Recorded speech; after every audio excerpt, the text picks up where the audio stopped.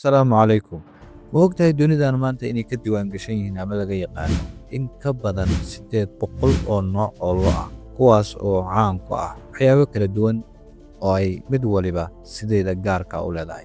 Qaar ka mid a lodani waxay caan ku yihiin ama soo saaraan caano badan, qaarkood hilib, qaarkoodna waxaaba laga heli karaa labadaba si isku dhafan. Laakiin mid kasta oo ka mid ah noocyadan waxa uu leeyahay taariikh deegaan, noloshiisa iyo hab ay u soo bilaabatay, taas oo laga tixraaca halka lagu hayn karo iyo waxa uu ku fiican yahay.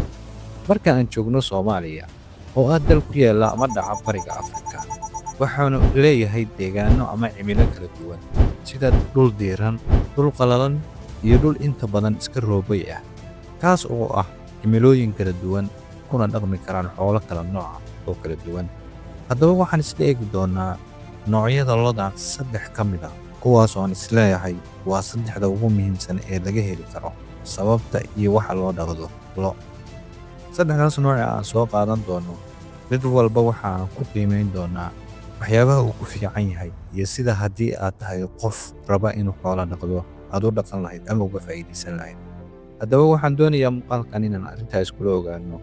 Fadlan dhammayso ilaa muuqaalka dhammaadkiisa si aad u heshid xog faahfaahsan oo sugan kuna aadan sida aad lodan uga faa'iidaysan lahayd. Nooca loda aan soo qaadanayna ugu horeeya ama 3da nooc sida guud waa loda loo yaqaano Helsinki Friesian. Loda labaadna waa mid loo yaqaano Boran, iyo loda saddexaad ee loo yaqaano East African Cebu. Haddaba 3da nooc ayaan muuqaalkan ku eegi doonaa. Soo dhawaada. 3da nooc ee loda ee aan soo xusnay waxaan kuu sheegi doonaa mid walba iyo taariikhdiisa, sifooyinkiisa iyo waxa laga heli karo. Sidoo kale waxaan ku eegi doonaa inuu yahay mid ku habboon cimilada dalkeena ama dhulka Soomaalida lagu dhaqan karo. Soo dhawaada. Nooca ugu horeeya ee loda aan doonayno maanta inaan ka hadalno waa loda loo yaqaano Helsinki Friesian.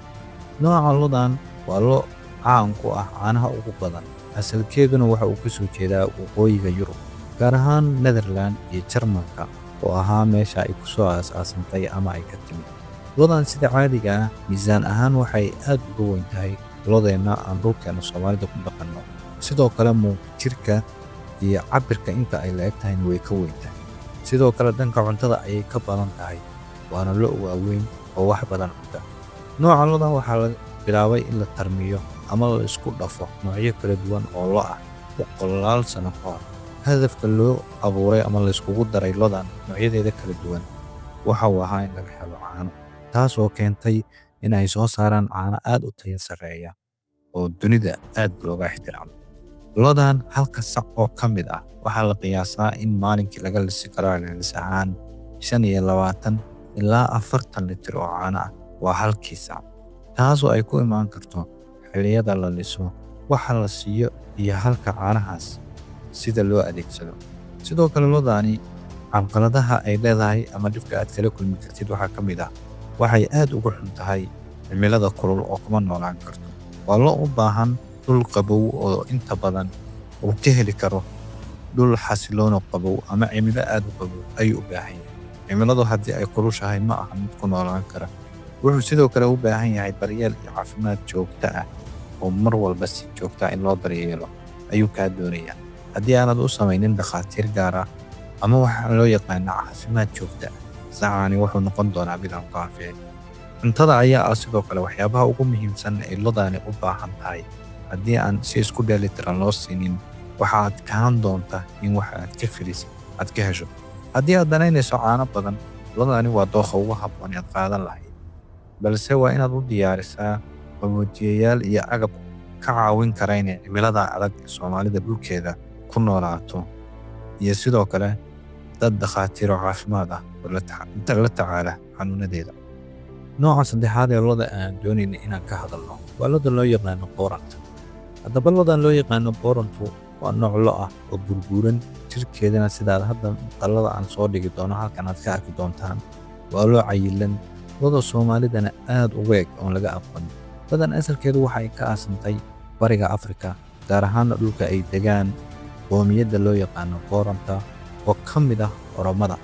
waxayna ka aasaasantay dhanka Itoobiya iyo Kenya ay degaan qoomiyadaas loo yaqaano Boran. Lo'dani waa lo' ku dhaqanaan karta ama ku noolaan karta cimilooyinka kala duwan ee dhulkeennu uu leeyahay. Waa lo' cunto yari u dulqaadan karta. Sidoo kale xanuunada waxaa la yidhaahdaa in ilaa xad waxay u leedahay adkaysi, wayna iska celin kartaa. Sifooyinka ay leedahay lo'dan waxaa ka mid ah inay tahay lo' xoog badan ama jir aad u ballaaran leh, hilib badan iyo miisaan leh. Waxay aad ugu fiican tahay inay u dulqaadan karto kulaylka iyo cunto yarida. Sidoo kale aad ugu tayo sareysa dhanka hilibka oo suuq weyn ka leh adduunka iyo dhulka Soomaalida. Sidoo kale lo'dani waxa ay leedahay hilib aad u badan oo adduunka aad looga ixtiraamo oo caan ah. Miisaankeeduna waa mid aad u kordha. Sidoo kale lo'dan waxay ku noolaan kartaa dhulka Soomaalida, waana lo' lagu dhaqan karo dhulkeenna laguna haysan karo. Taas oo keeni karta in qofka bilaabaya ganacsigeeda uu dakhli fiican oo dhaqaale ah ka soo xareyn karo isagoon aad ugu dhibtoonin. Nooca saddexaad ee lo'da aan ka hadli doono waa lo'da loo yaqaana African ama East African Zebu. Lo'da noocana asalkeeda waxaa laga keenay bariga ama qaaradda fog ee Asia. Beddelna waxaa lagu sameeyey in lagu daray noocyo lo' ah oo asalkoodu ka soo jeeda qaaradda Afrika, taasoo markii la isu geeyey noqotay lo' labadiiba laga helay, sida caanihii iyo hilibkii la raadinayay. Lo'dani waa lo' adkaysi leh, sidoo kalena waxay leedahay caano badan.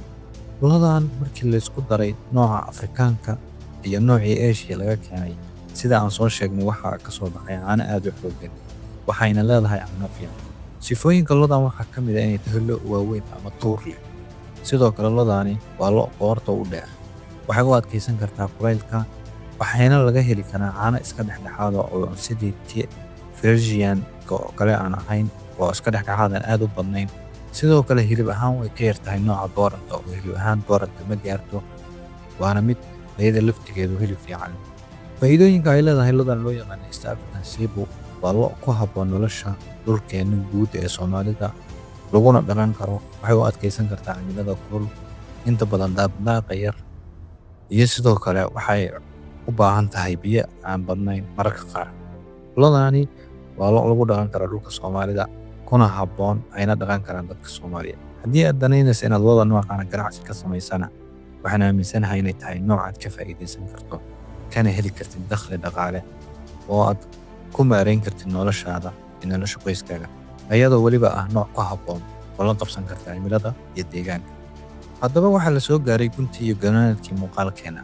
Waxaan ku siin lahaa ama kaala talin lahaa ayaan rabaa inaan kuu sheego.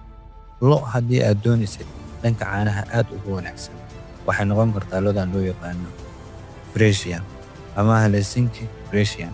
Noocaasi waa nooc caan, laakiin waa inaad ogaataa inay tahay lo'dani lo' qaboobe, dhulka aadka u qabow ku noolaan karta, oo aynay ahayn marnaba mid ku noolaan karta dhul xoogaa cimiladiisu qallafsan tahay ama si u kulushahay. Haddii aad doonaysa hilib ama inaad suuqa ka iibiso lo', dhulka Soomaalidana aad ugu habboon, waxay noqon kartaa lo'dan loo yaqaano dooranta, taas oo ah mid hilib iyo miisaan aad u cayilan inta badan leh.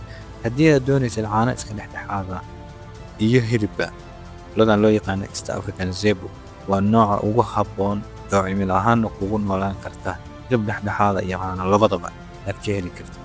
Haddii aad doonaysid inaad ganacsi kale oo xoolaha la xiriira ama waxyaabahaas kale aan ka soo hadalnana, muuqaalka qaybta hoose ee commentka waxaad noogu qortaa mowduuca aad jeclaan lahayd marka xiga inaan ka soo hadalno ama muuqaal ka samayno, kaas oo adiga kugu taagan. Waxaan ku samayn doonaa baaris, kadibna waxaan idinka soo samayn doonaa mowduuc muhiim ah.